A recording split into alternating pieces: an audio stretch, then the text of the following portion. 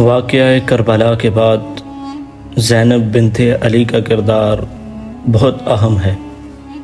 واقعہ کربلا کے بعد انہیں قیدی بنا کر کئی شہروں سے گزارا گیا اور آخر کار دمشق لے جائی گئی۔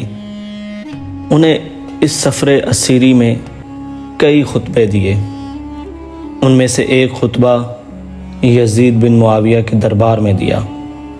ان کے دیگر فصاحت و بلاغت سے بھرپور خطبات کی طرح ان کا یہ خطبہ بھی بہت مشہور ہے، جس نے یزید کے دربار پر لرزہ طاری کر دیا تھا۔ یزید کی محفل میں جب بی بی زینب کی نظر اپنے بھائی کے خون آلود سر پر پڑی تو انہوں نے جب غمناک آواز میں فریاد کی جس سے سب لوگوں کے دل دہل گئے، آپ نے فرمایا، اے حسین، اے محبوب خدا، اے مکہ و مینا کے بیٹے، اے فاطمہ کے بیٹے، اے محمد مصطفیٰ کی بیٹی کے بیٹے۔ پھر یہ معروف خطبہ دیا جس نے دشمن حسین کے مقاصد کو خاک میں ملا دیا۔ راوی اس واقعے کو نقل کرتے ہوئے کہتا ہے کہ خدا کی قسم، بی بی زینب کی آواز سے وہ تمام لوگ رونے لگے جو یزید کے دربار میں بیٹھے ہوئے تھے، اور یزید اس طرح خاموش بیٹھا ہوا تھا جس طرح اس کو سانپ سونگھ گیا ہو۔ یزید نے خیزران کی لکڑی لانے کا حکم دیا۔ پھر یزید نے اس لکڑی کو امام حسین کے لبوں اور دانتوں پر لگایا۔ ابو برزہ اسلمی، انہوں نے یزید کو مخاطب کر کے کہا، اے یزید، کیا تو اس لکڑی سے فرزند فاطمہ کے دندان مبارکہ پر مار رہا ہے؟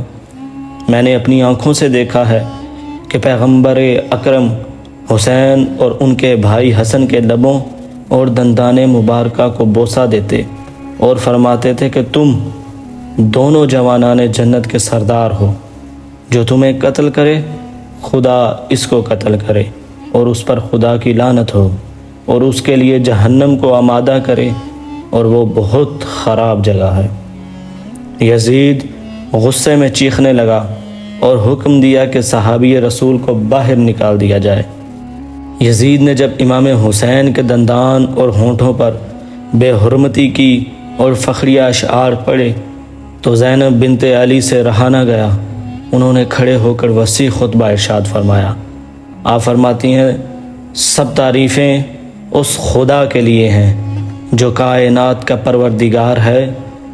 خدا کی رحمتیں نازل ہوں پیغمبر اکرم پر اور ان کی پاکیزہ عطرت و اہل بیت پر۔ بالآخر ان لوگوں کا انجام برا ہوا جنہوں نے اپنے دامن حیات کو برائیوں کی سیاہی سے داغدار کر کے اپنے خدا کی آیات کی تکذیب کی اور آیات پروردگار کا مذاق اڑایا۔ اے یزید، کیا تو یہ سمجھتا ہے کہ تو نے ہم پر زمین کے گوشے اور آسمان کے کنارے تنگ کر دیے ہیں اور رسول کی آل کو رسیوں اور زنجیروں میں جکڑ کر در بدر پھرانے سے تو خدا کی بارگاہ میں سرفراز ہوا ہے اور ہم رسوا ہوئے ہیں؟ کیا تیرے خیال میں ہم مظلوم ہو کر ذلیل ہو گئے اور تو ظالم بن کر سر بلند ہوا ہے؟ کیا تو سمجھتا ہے کہ ہم پر ظلم کر کے خدا کی بارگاہ میں تجھے شان اور مقام حاصل ہو گیا ہے؟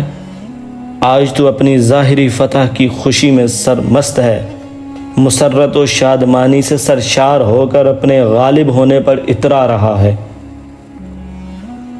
اور خلافت کے ہمارے مسلمہ حقوق کو غصب کر کے خوشی و سرور کا جشن منانے میں مشغول ہے۔ اپنی غلط سوچ پر مغرور نہ ہو اور ہوش کی سانس لے۔ کیا تو نے حق کا یہ فرمان بھلا دیا کہ حق کا انکار کرنے والے یہ نہ سمجھیں کہ ہم جو انہیں مہلت دیتے ہیں ان کے حق میں بھلائی ہے؟ وہ انہیں مہلت اس لیے دیتے ہیں کہ وہ گناہ میں زیادتی کریں اور ان کے لیے خوار کرنے والا عذاب ہے۔ دشمن کی رسوائی اور اہل بیت کا حق۔ اے طلقاء کے بیٹے، کیا یہ تیرا انصاف ہے کہ تو نے اپنی مستورات اور لونڈیوں کو چادر اور چار دیواری کا تحفظ فراہم کر کے پردے میں بٹھا رکھا ہے؟ جبکہ رسول زادیوں کو سر برہنہ در بدر پھرا رہا ہے۔ تو نے مخدرات عصمت کی چادریں لوٹ لیں اور ان کی بے حرمتی کا مرتکب ہوا۔ تیرے حکم پر اشقیاء نے رسول زادیوں کو بے نقاب کر کے شہر بہ شہر پھرایا۔ شہدائے کربلا کا مقام۔ اے یزید، یاد رکھ کہ خدا آل رسول پاک کا تجھ سے انتقام لے کر ان مظلوموں کا حق انہیں دلائے گا اور انہیں امن و سکون کی نعمت سے مالا مال کر دے گا۔ خدا کا فرمان ہے کہ اور جو لوگ اللہ کی راہ میں مارے گئے انہیں مردے نہ سمجھو، بلکہ وہ زندہ ہیں، اپنے رب کے ہاں سے رزق دیے جاتے ہیں۔ افسوس تو اس بات کا ہے کہ شیطان کے ہم نوا اور بدنام لوگوں نے رحمان کے سپاہیوں اور پاک باز لوگوں کو تحت تیغ کر ڈالا ہے، اور ابھی تک اس شیطانی ٹولے کے ہاتھوں سے ہمارے پاک خون کے قطرے ٹپک رہے ہیں۔ ان کے ناپاک دہن ہمارا گوشت چبانے میں مصروف ہیں، اور صحرا کے بھیڑیے ان پاک باز شہیدوں کے مظلوم لاشوں کے ارد گرد گھوم رہے ہیں، اور جنگل کے نجس درندے ان پاکیزہ جسموں کی بے حرمتی کر رہے ہیں۔ نتیجہ جنگ۔ تو یزید جتنا چاہے مکر و فریب کر لے اور بھرپور کوشش کر کے دیکھ لے، مگر تجھے معلوم ہونا چاہیے کہ تو نے ہماری یاد لوگوں کے دلوں سے مٹا سکتا ہے اور نہ ہی وحی الہی کے پاکیزہ آثار محو کر سکتا ہے۔ تو یہ خیال خام اپنے دل سے نکال دے کہ ظاہر سازی کے ذریعے ہماری شان و منزلت کو پالے گا۔ تو نے جس گھناؤنے جرم کا ارتکاب کیا ہے، اس کا بدنما داغ اپنے دامن سے نہیں دھو پائے گا۔ تیرا نظریہ نہایت کمزور اور گھٹیا ہے۔ تیری حکومت میں گنتی کے چند دن باقی ہیں، تیرے سب ساتھی تیرا ساتھ چھوڑ جائیں گے۔ تیرے پاس اس دن کی حسرت و پریشانی کے سوا کچھ بھی نہیں بچے گا، جب منادی ندا کرے گا، ظالم و ستمگر لوگوں کے لیے خدا کی لعنت ہے۔